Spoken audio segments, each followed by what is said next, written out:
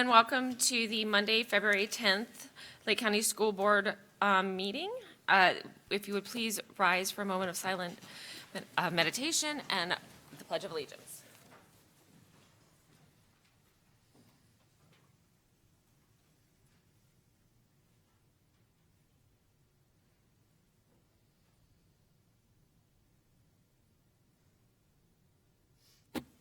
I pledge allegiance to the flag of the United States of America and to the republic for which it stands, one nation, under God, indivisible, with liberty and justice for all.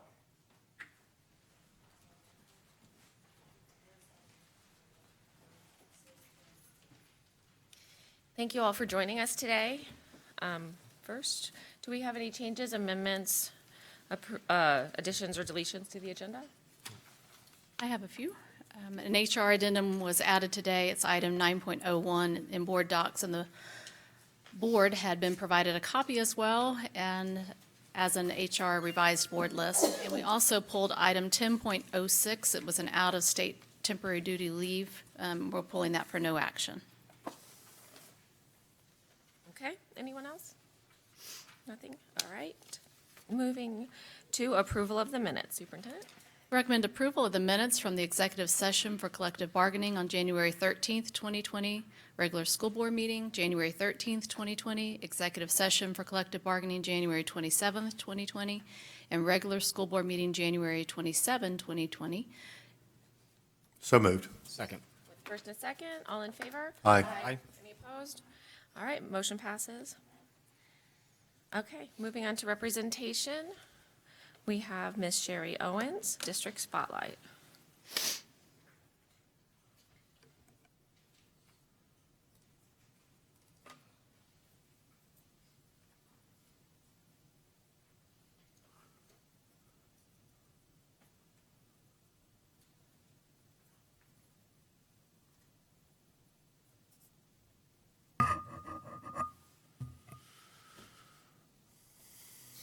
Lake County School District is a place where our students are always learning and growing into the leaders of tomorrow. Lake Success Academy is a school that provides an alternative to expulsion in Lake County schools. Here, students have smaller class sizes and specialized assistance toward behavioral improvement and academic success. Typically, a student is placed at Lake Success because of a disciplinary issue. They may have done something at school or maybe off campus that is serious, and so they're placed here for a certain period of time.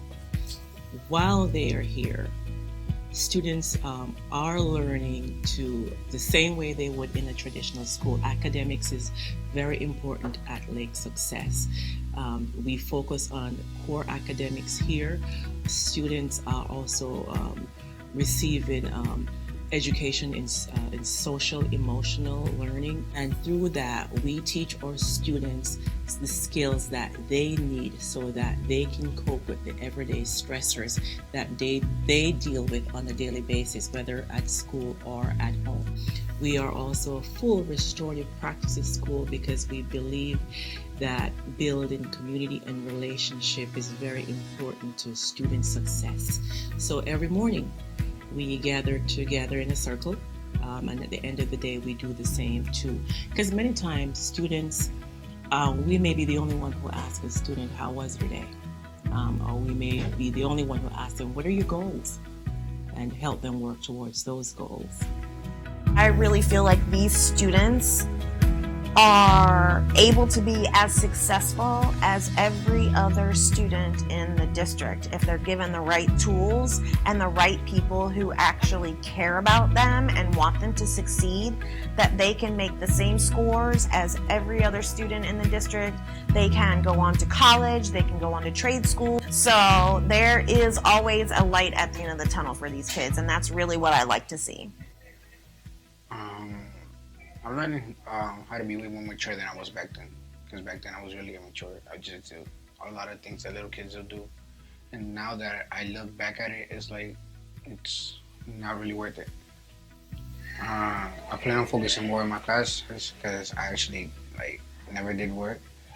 But right now I'm actually doing really well. Got good grades now, actually. It's important because one incident, one mistake could change your whole life. You never know what could happen. The people here actually really help you. It's not like a normal school. They care, and I mean, it's a good school, so. The school's mission and purpose receive continuous support from district officials and now the surrounding community. It gives the students a second chance, that we're not throwing them away and saying that we don't care about them. It tells them that we do care about them. We want to fully educate them and give them everything that's available to them. We had some opposition at first, but the town that we have it in, presently Howie, they're doing an outstanding job of joining in and partnering with us and coming and reading to the classrooms and just being involved. I think that when the superintendent first brought her vision for an alternative to kids that have committed offenses that are serious enough that they have to be out of our Lake County schools, that we created an environment where they still get the academic support and, most important, the mental health component to help them to change their behavior, stay with the academic rigor that our schools demand, and then at some point they're reintroduced into their schools of choice. After taking the tour, I'm very proud of what we've done. I'm proud of the administration and their opening statements, and you can see the commitment in her eyes, and a fish smells from the head down. That's an old Italian expression, and that means basically that leadership is so important, and we see it in the eyes of the teachers that are responding to her message. I want our students to achieve to their highest potential. We want them to leave here to become socially and responsible citizens, able to make decisions that will affect them in a positive way. Our vision was to provide extra supports for our students, not see them for what they've done, but see them for what they can become. Lake County Schools is committed to providing students with individual opportunities to excel. Stay tuned as we continue shining a light on what makes Lake great.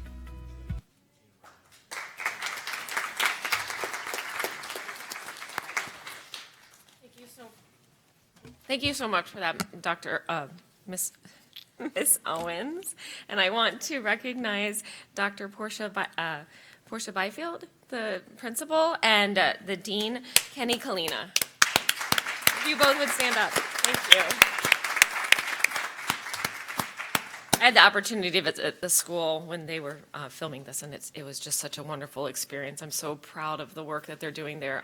It was something I recognized when we first came to this, when I first joined the school board, was that we really needed a alternative school, and we had a program like that going with Dr. Byfield at Leesburg High, and now they've made it so that the whole county has access to that, and that has been such a fabulous advance for our county.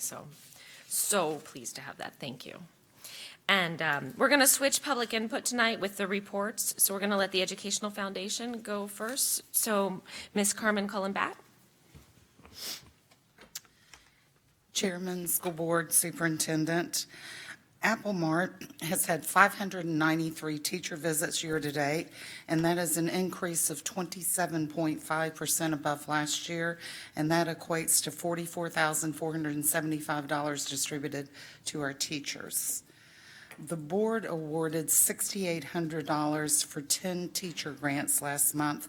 I don't know if you're aware, but teachers or schools have the opportunity to apply monthly for funding.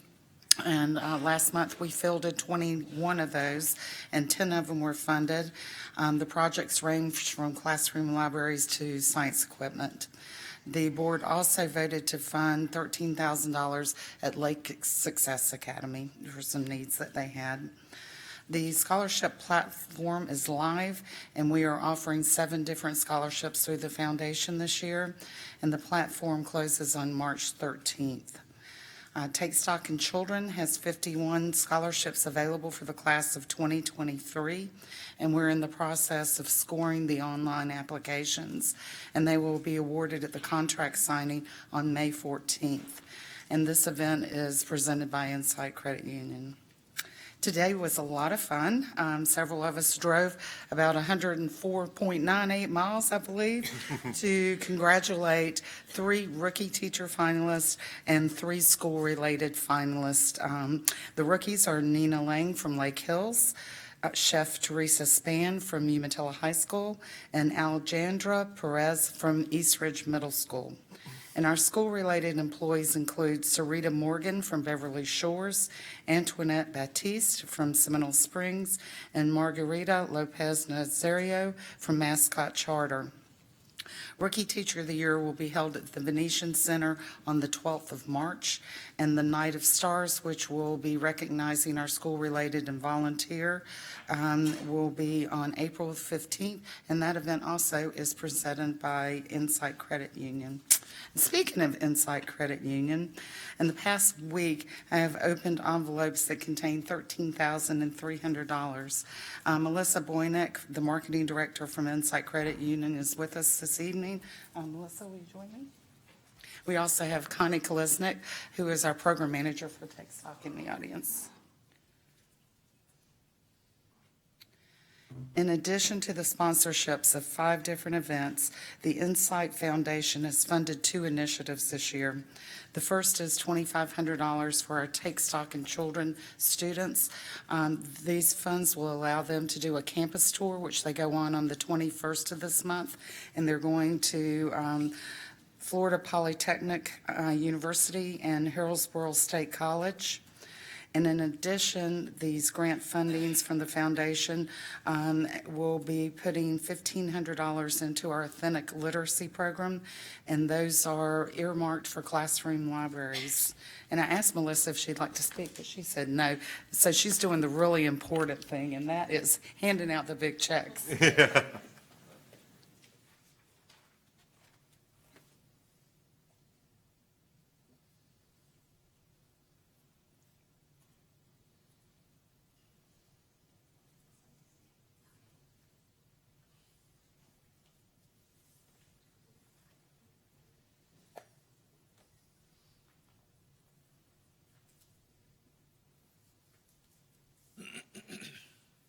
And I have made a deal with USB to take checks that size, so we should be fine. Are there any questions? Thank you. Thank you. Thank you, Carmen, and thank you, everyone at Insight Credit Union, for all your donating. All right, the next report we have is the attorney report. Anything to report? Okay, very good. So moving on to public input. I think we have 3 public input cards. You do. Okay, Superintendent is going to make a public comment before we begin public input. So good evening. Thank you all for being here. I have just a few opening comments. While I know many of you are here tonight, I do want to talk about some things that we have done in regards to salary increases for teachers. We have made some progress this year, although we have not been able to provide salary increases so far. I want to just mention to you 3 things that we've been able to do to put money in teachers' pockets. Number 1, the board has covered the cost of all health insurance increases. The impact to the budget to cover the rise in insurance premiums was more than the $75 increase in the base student allocation. The second thing was that all eligible instructional employees received a bonus of $1,000 or $2,500 through the Best and Brightest funding. And the third thing is that any teacher who was excluded from Best and Brightest by legislation received a $1,000 bonus from other district funds. The reality is that Lake County is 59th out of 67 districts in per student funding, which does not help us to keep up with the cost of living and provide annual compensation increases. Although we are currently funded at 59th, our average teacher salary ranked 43rd out of 67 districts for the 18-19 school year, maintaining an average teacher salary at a level above our per student funding level, which has had a negative impact on our general fund balance. At June 30, 2018, Lake County Schools had the lowest fund balance ratio in the state at 3.06%. And the same year, we received a 47-cent increase in the BSA, the lowest ever during an expanding economy. But we strategically cut some cost with minimal impacts to students, and were able to give raises while increasing our general fund balance to a healthier 4% and navigate through a $4.3 million unplanned increase in the board's contribution to health insurance. Once we built our 1920 budget, we were again faced with a decreasing general fund ratio. This is because of the increase in health insurance contributions and the need to address growth in our schools with additional positions. We are projecting an end-of-year general fund balance ratio currently of 3.26%. We do not see any areas to reduce the budget without having a major impact on the people and programs that support our students. And with our low ending fund balance ratio, we cannot use any of our fund balance to provide annual additional salary without going below the state required minimum of 3%. Surrounding districts who have given raises this year have done so because they have a higher general fund balance ratio. Some of these districts have more revenue sources through higher tax values or voter-approved referendums that included funding for teacher salaries. That said, we are grateful that education funding is a priority in Tallahassee this session. A budget amendment unanimously approved by the Senate Appropriations Committee last week could help Florida teachers land larger pay increases starting in 2020. While we do expect new money, that will be restricted to salary increases for next year. We've been told to also expect an increase in the FRS, which will be a potential or projected cost for us of $2.8 million. There are many unknowns, so to give a raise that would put the district below a 3% fund balance, the required minimum, would be irresponsible. As superintendent, one of my most important responsibilities is to retain the best teachers, and I understand that compensation is key to that. While teachers and all our employees are a priority, my first priority is our children. And for our children, we need to remain united in our efforts to ensure that this legislative session ends with equitable funding for Lake County schools. Our state legislators and our governor have made a commitment to provide money for teacher salary increases. So let's stay together and continue to encourage and guide their efforts. So thank you very much. All right. And with that, let's move on to public input. Mr. Tibbetts. Dr. Tibbetts.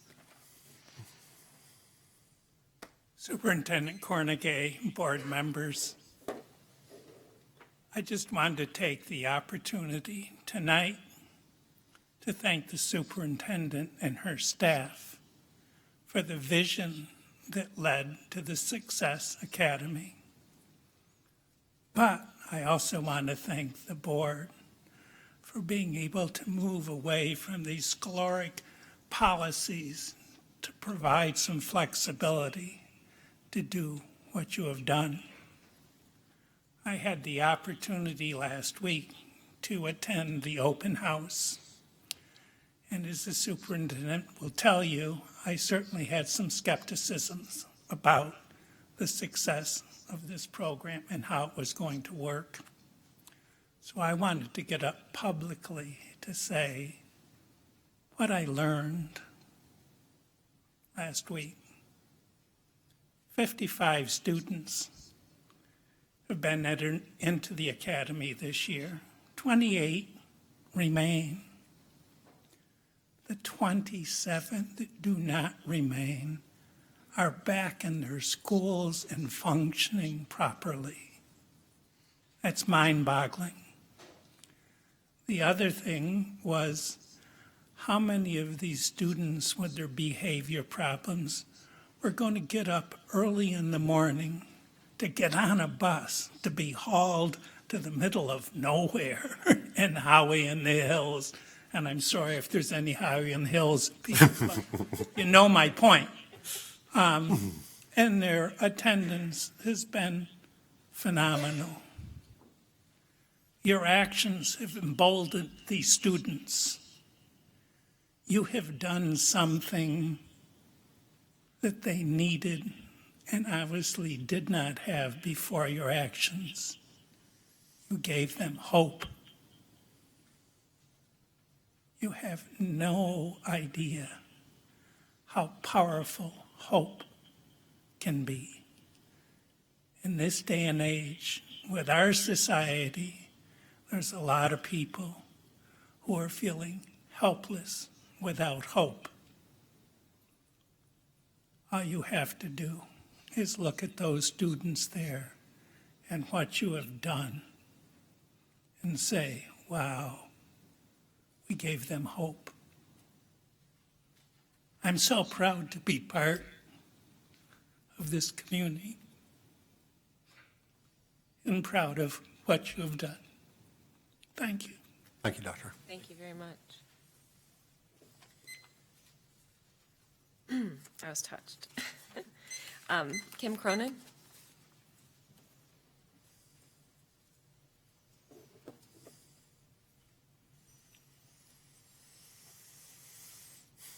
Good evening, school board members and superintendent. You may or may not know that your non-instructional employees will be voting on a contract this week. And after 14 years of negotiating contracts for the non-instructional employees this year, I'm hopeful that it will fly, but I don't know if it will. You know, right now what they're voting on a contract is a $600 bonus and a change in their health insurance plan. It may not be an increase in their premiums, and that bothers me, because they have had a dramatic change to their plans. They're paying money every day out of their pockets more than they ever have. You know, our non-instructional employees are the lowest paid in Lake County. Some of them are the lowest paid in the state. And I don't really think that it's a $600 bonus that really bothers them right now. It's more the health insurance, because they can't afford it. Okay, they went from paying a deductible to now they're deductible on 20%. And all of their co-pays are higher. So no, you may not have raised their premium, but their health insurance has gone up dramatically.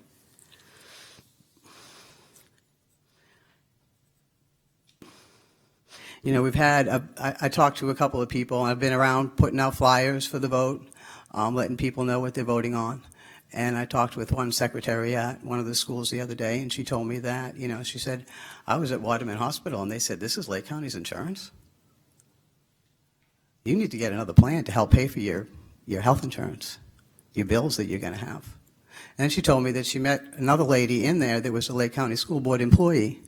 They couldn't have her surgery because she had to wait till she got the 20% up front to pay. I know things are tough.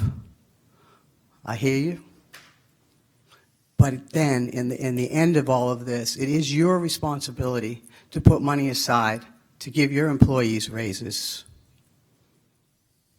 Somehow, I know we don't want to take anything from our students, but there are things that can be cut. Today I was at a school where I don't know, maybe 10 big, huge TVs were being returned because there were too many ordered. Some of the allocation formula, I know some schools have 2 bookkeepers. Why is that? We need to look at everything and try to make some money where we can use it for raises. Thank you. Thank you, Kim. Stuart Clapp.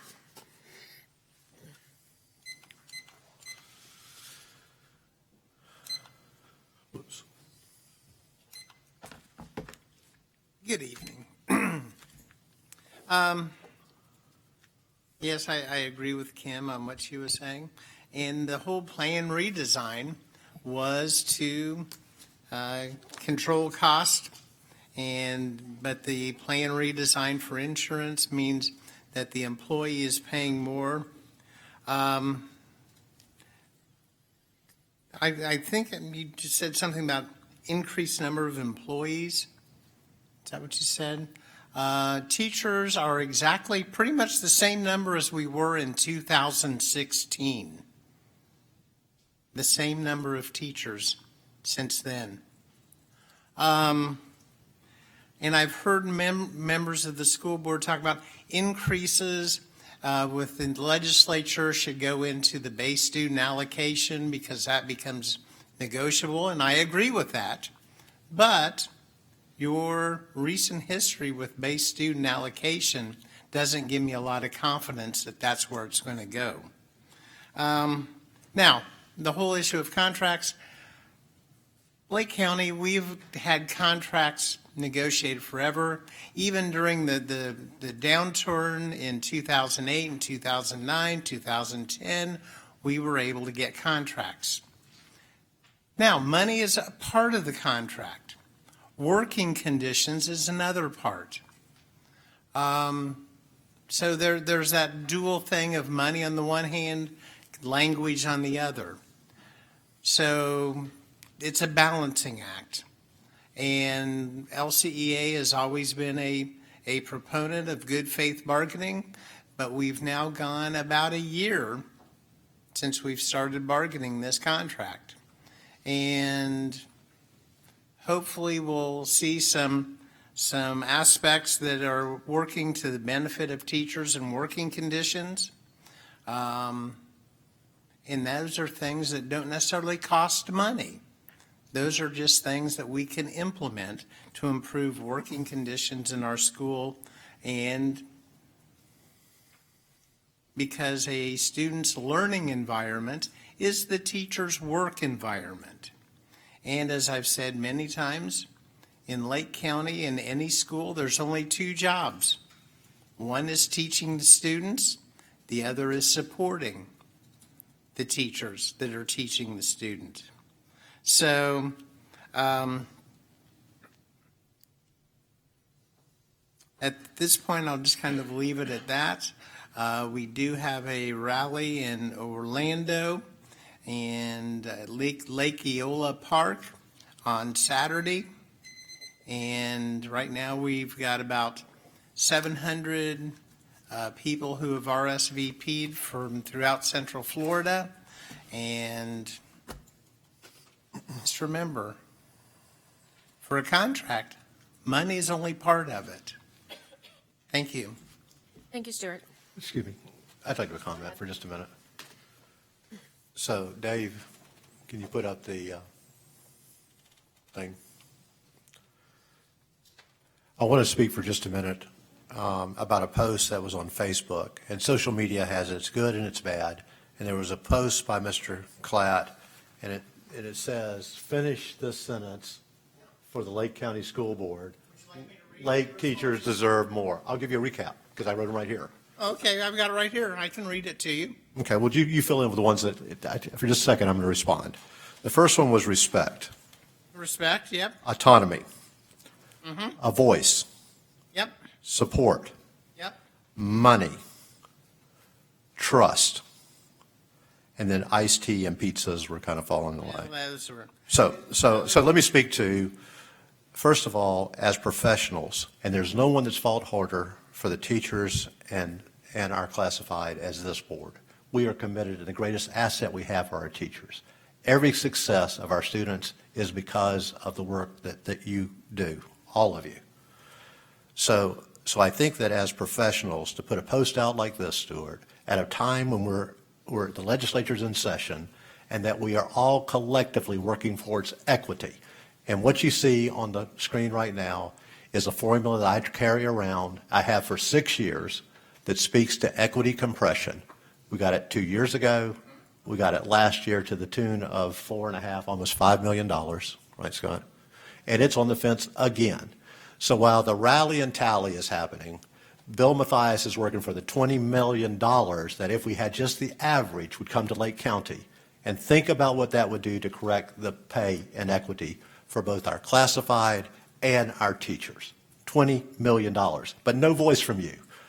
I was interviewed on last week that'll air this Saturday on Spectrum 13, and I took the lead. It was about safety and security, and I turned it around to equity because I was the only school board member that showed up for the forum.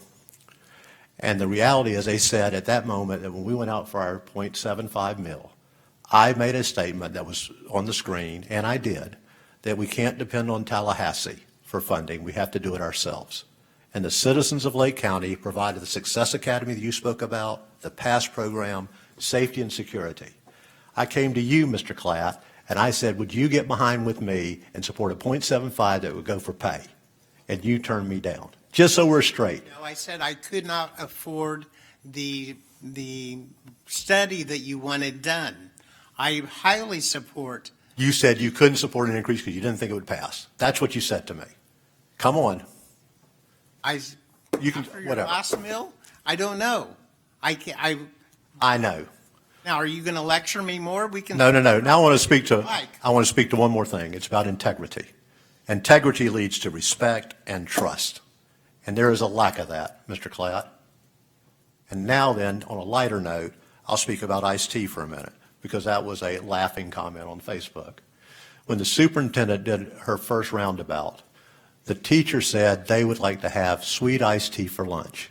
Pretty simple request, right? The superintendent said she would make it happen.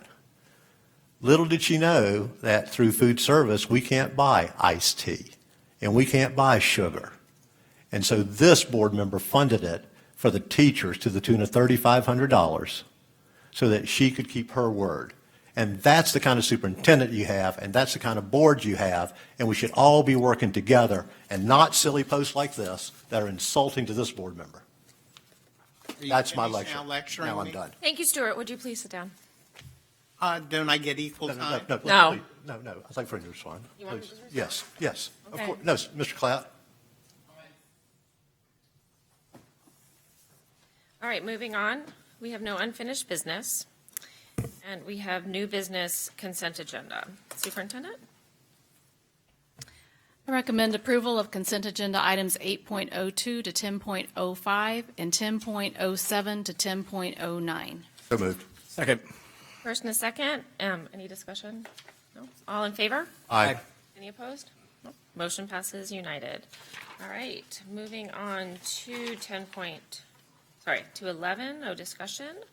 12, superintendent report. Well, we have some folks here tonight from Windy Hill Middle School. And I just want to tell you that I am so proud of you all. I had an opportunity to visit Windy Hill this past week as they were recognized as a model demonstration school for AVID. And I can tell you that the lady who was kind of spearheading the visit that day pulled me aside and she said, this is truly a model school and one that absolutely is deserving of this recognition, was very complimentary of the structures and the systems in place, the culture of the school, and all the things that were really highlighted in that visit. And I just want to say thank you all for what you're doing for the students of Windy Hill and for being such a great model, not only for us here in this county. Now we have two demonstration schools. East Ridge Middle was our first, and now we have Windy Hill on board. I want to thank you, Mr. Roberts, for your leadership and for your team that has you brought that vision several years ago, and I know over the past 4 years have really worked tirelessly to get yourself to where we were able to celebrate your achievements last week. So I'm glad y'all are here tonight, and we're very proud of you, so congratulations. I also want to thank our HR department, and particularly Kiana Peterson, who leads our recruitment efforts. In the past few weeks, the team has hosted a face-to-face with virtual Become a Teacher information sessions to help potential career changers and job seekers understand the various pathways to becoming a teacher. And tomorrow at 4, they are hosting a virtual job fair and open house.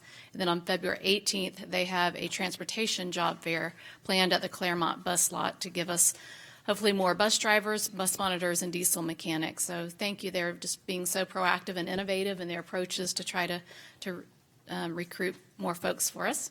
And I also want to thank you, Mr. Mathias. You mentioned that you were represented the district on the televised panel discussion about public funding and school safety. Thank you for doing that, and we look forward to seeing that. It's going to air on Spectrum News 13 on Sunday, February 23rd. At 11:30 and then again at 8:30 p.m. So we look forward to seeing you on that show. And we'll share a link on our website and social media pages as soon as it's available. And also, I just want to remind everyone that we're closed on Monday, February the 17th, in observance of President's Day. And we have no letters of condolence, thankfully. Fabulous. No letters, okay. So board member comments. I would like to just, I think I'd like to thank Mr. Mathias because I feel like a lot of times he has the integrity to say what a lot of us are feeling at this time in this place, and you can only take so much. So I appreciate your comments tonight. I appreciate the fact that you do the research from the Facebook post and the size of things, and that you have the integrity to stand in public and say the things that you want to say and not just sit behind a computer or sit, in your circles. So I appreciate you having the respect and the integrity and the courage to say those things tonight. So we support that, everything that was said, and we support you, Mrs. Carnegie. And on that note, I am leaving tomorrow to go to Tallahassee. I'm actually going up with the essay winners. We had high school essay winners that are going to Tallahassee. So there's some fun things involved. I'm also planning to meet with a couple of our representatives as well as see the education committee meeting that's tomorrow around 1:30. I'd have to look at my schedule. So I'll be advocating for equity 100%. I have our legislative priorities and some speaking points to talk about. So we'll be gone Tuesday and Wednesday and keep rolling forward. Thank you. Thank you so much for going to Tallahassee. Go ahead, Mr. Gamble. Well, along with Dr. Tibbetts, just add a little bit to that. I appreciate everything that's been successful out there at the Howie Lake Success Academy and going forward with that. And I'm glad the superintendent did bring that forward and the board did support that. And as I recall, now we should be eventually saving money by not sending them to where we were. But the other thing that's good about it is because now we are in control of what we know they should be learning, and they're getting the education that they should be getting and where we were not sure they were, where they were going. But the other thing too is Howie has got around this program and they have supported it now since they see that it's not like they thought it was. And I understand because I'm from here and I know what used to be out at Howie. And years ago, we used to have a similar program that was at the campus that we have on the south side of the county, of the town actually, and it may have not been as good as what Lake Success is now. So they may have got a little bad taste. But I think our administration is doing a great job there, and our teachers there. You could tell that they're bought into the program, and the kids are there. The other thing is, too, today we're traveling around and doing the rookie teacher and the support staff and all, and I missed one because I was late. And I'm sad that I didn't get to be Seminole Springs for that one, but I appreciate the Educational Foundation and all that they do for our teachers, our rookie teachers, and our support staff when they recognize them for these different events and what they do. And it goes a long way. Last thing I have is Saturday night at our church. You know, I'm a pastor. Don't hold it against me. If you do, okay. But we had the Tavares High School Jazz Band come to our church Saturday night and perform. And I wish that other organizations would invite the bands, the choruses at our schools to come to their facilities and perform. They would be amazed what they would hear from our students in Lake County. There are a fantastic group of students, and they have a lot of talent, but sometimes we're letting it go to waste because we don't involve them in our local organizations. And I would impress upon any organization out there, invite them to come. Invite them to come. I tell you, the principal out there from Windy Hill has a fantastic music program at his school. Fantastic. And for our public not to know what our kids have. You know, we have spring concerts sometimes, or maybe a Christmas concert or whatever, and some people come, but they don't get it. I think it's something that needs to be publicized so they could see. Our kids are fantastic in our schools, and I appreciate all that our staff, our teachers, support staff, all do that are behind the scenes, out in front of the scenes, in our administration. Thank you very much. Thank you very much. I think that's a fabulous idea. I never even thought of an organization inviting in one of our school bands. I think that's great. Mr. Dodd? Yeah, and to speak to that tune, if you will, I've got a video of my son's very first note he tried to play out of the trumpet, and what you can hear now is remarkably different. So well done, Windy Hill. And by the way, congratulations on your bleachers and flooring that we approved tonight. I know you've been fundraising for that one for a very long time, so I was thrilled to see that come through. And yeah, that's awesome. So congrats to that. Commissioner Sean Parks and I held coffee and conversations this past week at the Citrus Tower, and a special shout out to some of the boys from Troop 268 that came out to ask some questions. It was really interesting to hear them from a student's perspective. And you know, surprisingly, or maybe not so surprisingly, a lot of the topics, a lot of the questions on their mind all stemmed around funding, which were the very same questions the adults in the room had. And it was quite a shocked group when I would speak about the inequity that we had. And in fact, you know, one teacher had brought up the point that in where she came from in Miami-Dade, you know, why are they able to afford stuff that we can't? And I said, well, and I looked it up, and the difference is $400 per student. I said, multiply that $400 times 42,000, and you're talking $15 million. So I mean, that's it. And I think it just speaks testaments and volumes to why Lake County needs to be receiving some equity in this formula, thinking about what we can possibly do with that amount of money. Although I'm remaining a little bit encouraged, and it's great to hear that you're going back to Tallahassee this week to carry this message, because just a month ago, the state was like, veteran teacher who? What? You know, when they were talking about how they were going to compensate teachers. So it's nice to see that that's at least part of the equation, although I don't think that they've got it fully figured out yet to how to fully include those people. As the plans that I've looked at leave me a little bit nervous that if we raise this minimum salary so much and they don't give us the money to also compensate the veteran teachers and also compensate our classified workers and the other instructional non-classroom teachers, that just year two of that, I have a feeling that 15-year people will be making the same as a first-year teacher again, and that's not the ultimate direction. So hopefully they'll continue to listen, and that conversation will be guided to the right answer. And then one final note, I thoroughly enjoyed being part of that surprise caravan this morning to go see the school-related employees of the year and the rookie teacher of the year finalists. I think one of my favorite moments was walking into one of the past classrooms that we surprised, or walking into the past classroom that we surprised this morning. Because as I looked around the room and I saw all those students, I thought, if it weren't for this, who knows what you would be doing at this moment? Would you be sitting at home playing a video game? Would you be out on the streets causing chaos? What would you be doing in this moment? So it's nice that that your vision was so forward-thinking to have these students in our school where they can learn. And granted, they were having lunch at the time, but everybody's got to do that. I can certainly have an appreciation for lunch, but great forward-thinking. Well done. Thank you very much, Mr. Dodd. Mr. Mathias. You can take my chart, by the way, Stephanie. But it's second calc, it's not third calc. So apparently we moved up because we were 61st on that. We did move up? Right.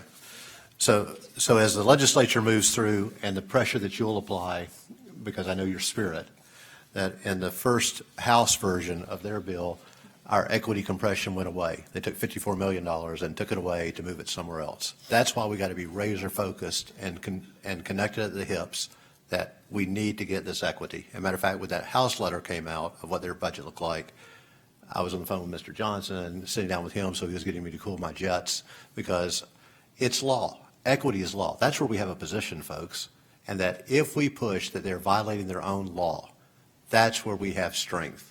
And there's 42 counties that will benefit from having equity, to include some of the bigger ones, which that's a plus side.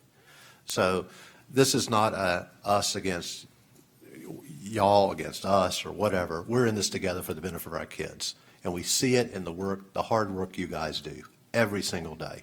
So, and with that hard work, Saturday, I was at Lake Square Mall. Dr. Anna Marie is the marketing director for Lake Square Mall and an extreme advocate for our kids. And she provided the space. Sherry Owens put it together, I think, with our CTE department, Francis, and the crew was there. Our teachers were there. The spirit as these kids went around and visited the booths to try and determine a career or technical field. The colleges were represented. UCF was there, and Lake Sumter was there. So they had an opportunity to really begin to follow their hearts and find their passion.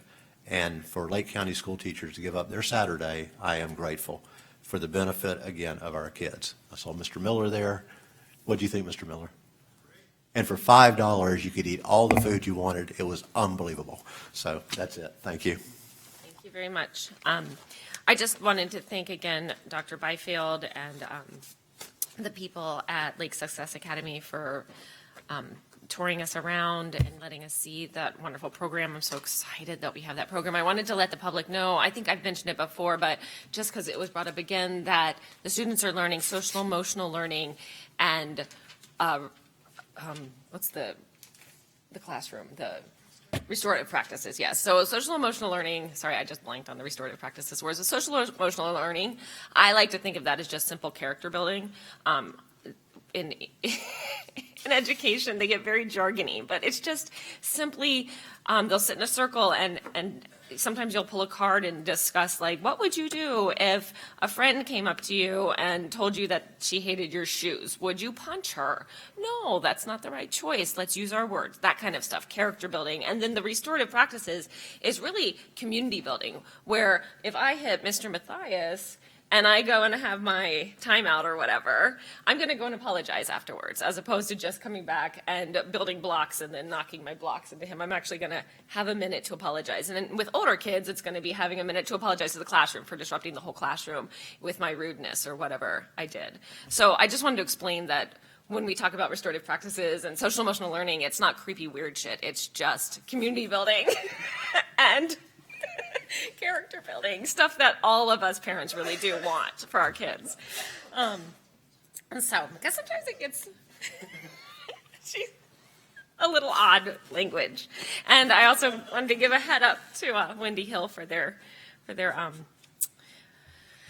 floor to their gym. I'm sorry, guys. I was delivering puppies last night until 5 in the morning, so you'll forgive me if I'm a little tired today. So, with that, I will adjourn. Have a good night.